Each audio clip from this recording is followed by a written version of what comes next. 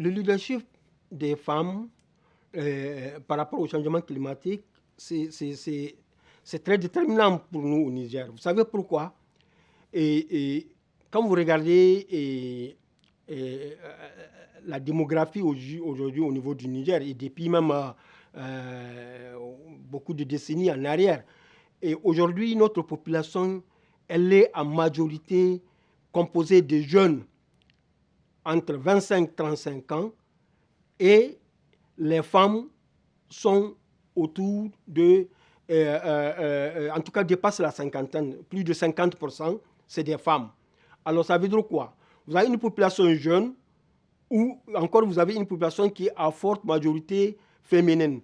Ça veut dire que et ces deux composantes aujourd'hui, elles font partie de la couche la plus vulnérable. Et voilà pourquoi, dans le cadre de la mise en œuvre de nos projets PPCR, nous avons, dans l'identification de nos zones d'intervention, comme nous savons que nous avons à intervenir au niveau des zones très vulnérables, et les études que nous avons menées ont montré qu'au niveau de ces zones-là, les jeunes et les femmes particulièrement sont les plus extrêmement vulnérables.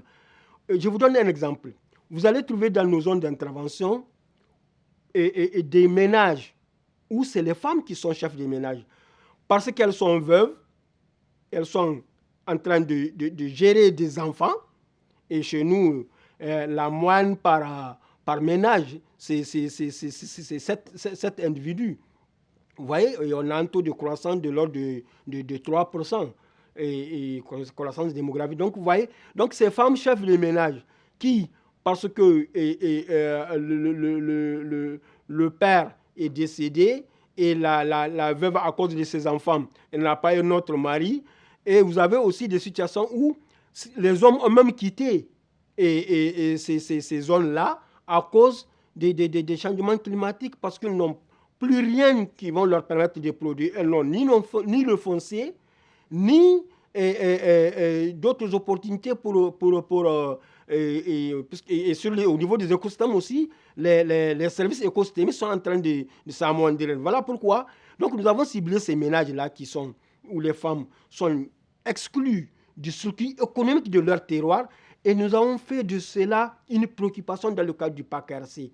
Nous nous sommes dit que toutes nos activités, il y a un indicateur que nous avons défini qui nous oblige à aller jusqu'à 60% de nos interventions au niveau de ces femmes chefs de ménage.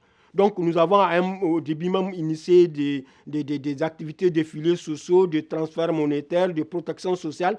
Et quand nous faisons certaines activités comme à haute intensité de main-d'œuvre, comme la récupération des terres et toute autre activité d'intérêt communautaire, nous faisons en sorte que ces ménages où les femmes sont chefs de ménage, qu'elles soient priorisées. En tout cas, si la femme peut venir et travailler, ne serait-ce que pour apporter vraiment son appui minime soit-il, même s'il est de nature. Donc, on essaie de les cibler. Et aujourd'hui, je vous dis, toutes les communes où on a intervenu, les maires à l'époque avec qui nous avons travaillé, tous ils se sont présentés à la députation et aujourd'hui ils sont tous au Parlement. Pour vous dire que les activités que nous avons menées, les communautés ont beaucoup apprécié. Et mieux, nous au Niger, nous considérons que pour la lutte climatique, ce n'est pas qu'on doit faire avec les femmes. Ce que nous considérons la femme comme une partie de la solution. Parce que d'abord, elles sont les plus défavorisées, les femmes et les jeunes. Donc nous faisons en sorte qu'ils soient en bonne place dans la conception et dans la mise en œuvre de nos activités. Et mieux, les femmes ont beaucoup plus de capacités vraiment de s'adapter, d'une gestion vraiment adaptative des activités de nos projets et programmes. Même le problème foncier auquel on était confronté, vous savez, chez nous, pour certaines raisons, souvent qui ne sont pas vraies. On pense que la femme peut ne pas avoir droit à offenser. Mais nous avons fait en sorte que les sites, les terres dégradées que nous avons récupérées à travers les activités de GDT, et qu'elles aient un statut communautaire, Et nous nous entendons avec les chefs coutumiers, avec les administrateurs communaux, avec les élus pour que nous donnons un statut communautaire au site. Et là, vous allez voir, partout, c'est des groupements féminins qui travaillent actuellement. Et on a eu des résultats. Et voilà pourquoi nous voulons aller à l'échelle. Aller à l'échelle en faisant quoi? Et aujourd'hui, ceux qu'ils ont compris là, le continue de le faire, mais nous allons aller vraiment pour renforcer ce qu'ils sont en train de faire, renforcer le capital productif, donc en continuant les activités de gestion durable des terres et pour renforcer la base productive, mais aussi de faire la promotion des chaînes de valeur en impliquant les opérateurs privés. Aujourd'hui, vous partez dans beaucoup de nos communes, vous allez voir que et dans l'agroforesterie, dans les fermes agricoles, dans la promotion de certaines expériences de transformation des produits agricoles.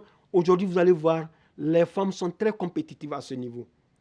Il y a des femmes qui sont dans des filières et qui ont donné des résultats. Elles sont en train vraiment de devenir des femmes entrepreneurs. C'est pour cela, hier, j'avais posé la question de renforcement des systèmes financiers ruraux décentralisés. Aujourd'hui, vous allez voir, beaucoup de femmes sont dans la transformation des produits agricoles et de l'élevage, des produits agricoles. Mais imaginez une femme qui est dans le domaine de la laiterie, par exemple, la transformation des produits animaux. Et si elle fait sa collecte au niveau des villages, si c'est le lait ou bien le fromage, vous voyez, maintenant, s'il y a une pluie qui crée des inondations, qui coupe les réseaux routiers, c'est un problème. Donc voilà pourquoi nous disons que ces petites et moyennes entreprises féminines et écologiques qu'on est en train de promouvoir, elles sont vulnérables. On doit renforcer leur capacité d'adaptation pour qu'elles puissent continuer leurs activités.